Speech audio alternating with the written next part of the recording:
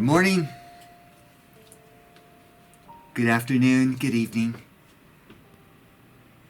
I guess most of you have heard that we have shut down the church with respect to not having any physical gatherings here for the month of December.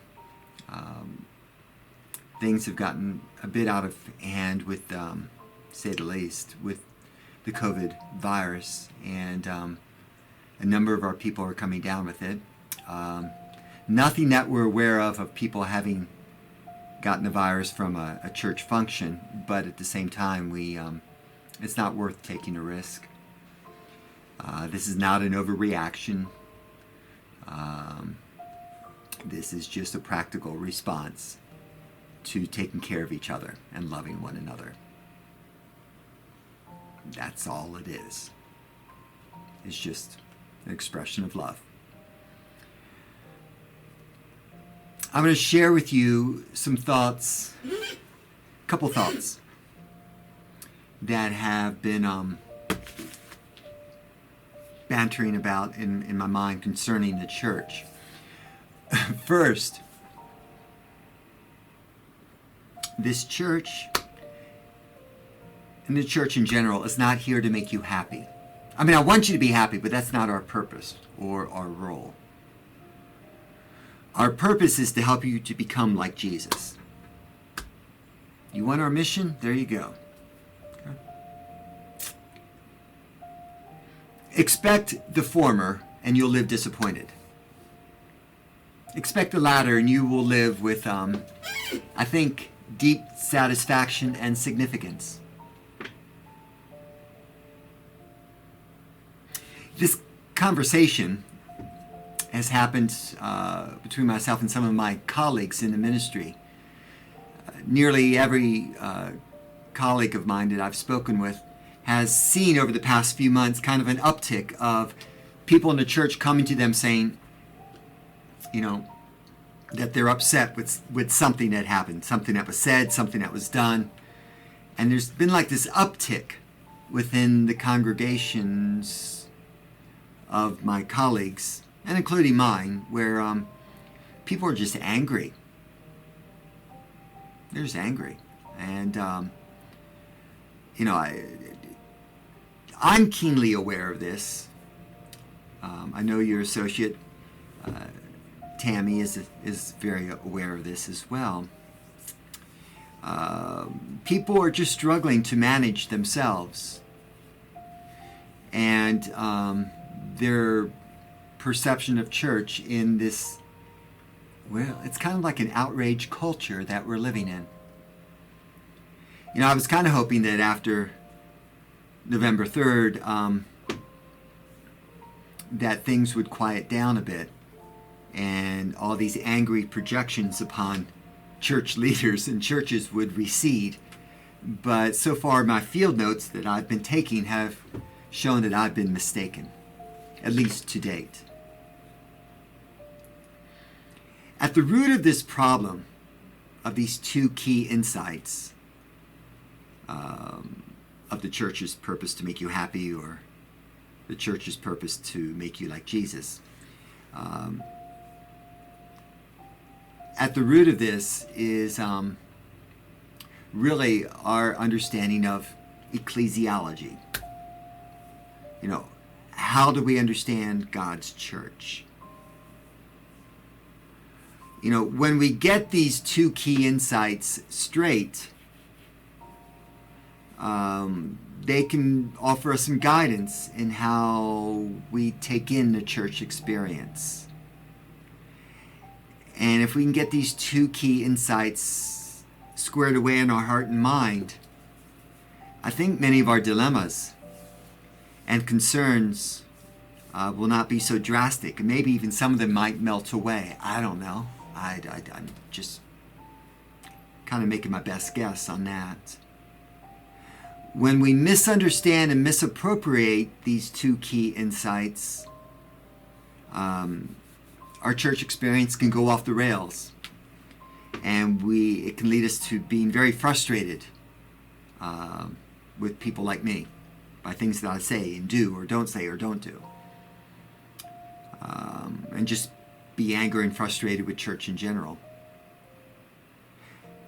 So let me just walk through these two key insights.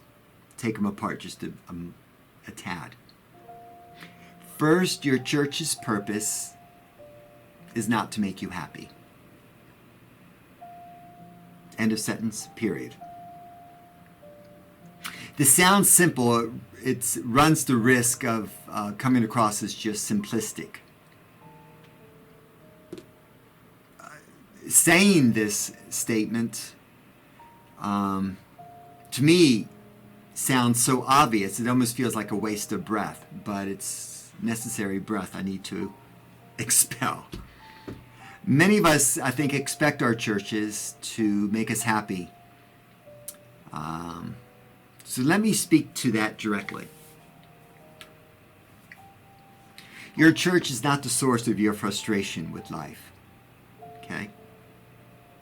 Your church is not to blame for your political frustrations. Your church is not selling out to the government by insisting on safe COVID protocols. Your church is not out to get you, okay, by trying to make your life miserable. Your church leaders are not trying to tear your church apart. I'm not trying to make a political statement with every sentence I proclaim in a sermon. I'm not. Your church, I'm not. Your church and your pastors cannot make everything okay for you. Your church and pastors cannot resolve your anger and your frustrations and ongoing chronic stress. Your church and pastors are not God. And our role is not to make you happy. Deep down, I think most of us know that our churches are not the source of our unhappiness. It's just that church and its leadership, we can become an easy lightning rod for your anger. A convenient whipping post for your frustrations. Just make it right. Don't make it worse. No. Well, it's not our role here to be the lightning rod or your whipping post. And we are not here to accept that. We are here to walk with you in your frustration, to lend you an ear, to be empathetic. We're here to be family in the deepest sense of the word. And family walks through anger and pain together and does not give up on each other.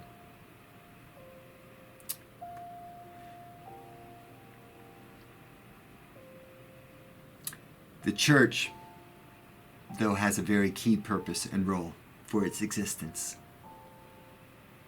And that's to help you to become like Jesus.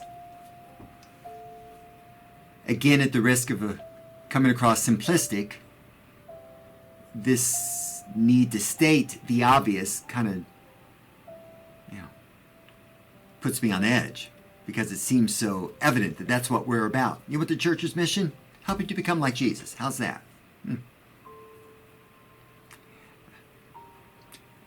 And this is what we should expect from our church and its leadership, to assist us in that endeavor, lifelong endeavor.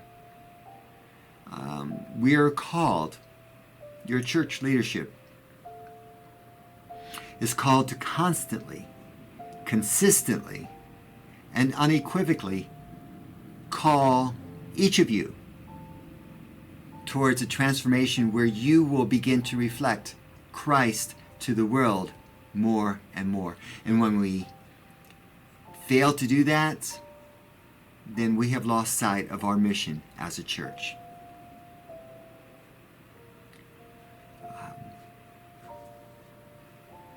I think we realize that, we find ourselves, the church, succeeding in its purpose to help others to become more like Jesus, that it begins to succeed in that endeavor when we are no longer resentful for being challenged on a Sunday morning.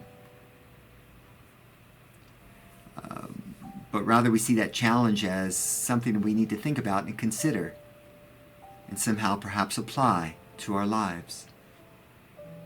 That challenge is offered out of love, even if you don't agree with it, that it's something to consider. And like when, for example, the issue of racism is lifted up in a sermon, it is not an endeavor to somehow make a political statement. It's an endeavor to help you love others who some of us may just be separating ourselves from. And when COVID restrictions come upon our church's practices and maybe grind us to a halt, it's not done to grind on your nerves. It's just an endeavor. These restrictions are an endeavor to find a way to love one another as best we can while keeping each other safe.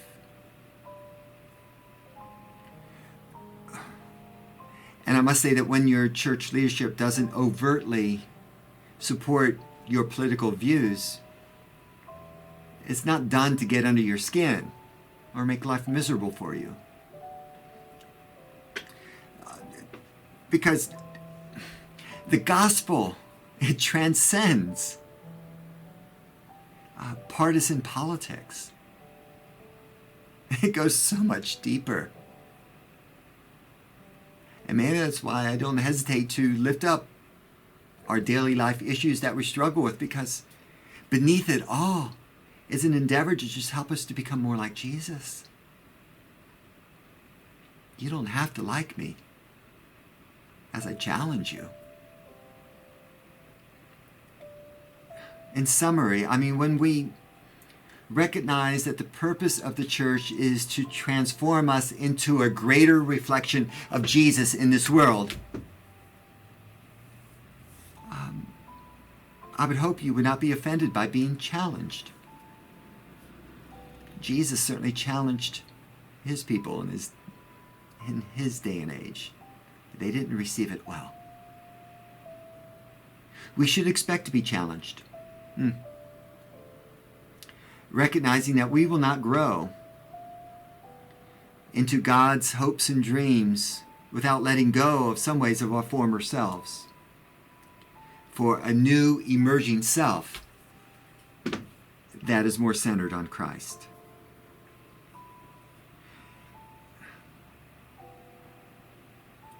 Our church is not here to make us happy, and to embrace that truth can free us. Free us from illusions about what is the source of our happiness, and help us enter into a more robust faith experience. I pray that God will help us get these two insights straight about what the church's role is. Your church's purpose is not to make you happy. Your church's purpose is to help you to become like Jesus. Expect the former and live disappointed. Expect the latter and live with deep satisfaction and significance. I love you guys. I so miss you. And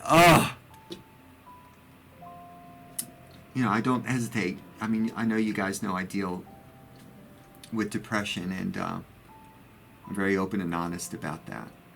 Thank God for Lexapro. Beside the point. The thing that keeps me going is Christ, and seeing him come alive within you guys. And when I see that happening, I feel like I'm doing my job. You know? It's what I'm here for. It's what my call is all about. For us to take care of each other. Okay? So be safe. And we will get through this with the love, the presence, and the power of Christ. The power of love. Love you guys. God bless you.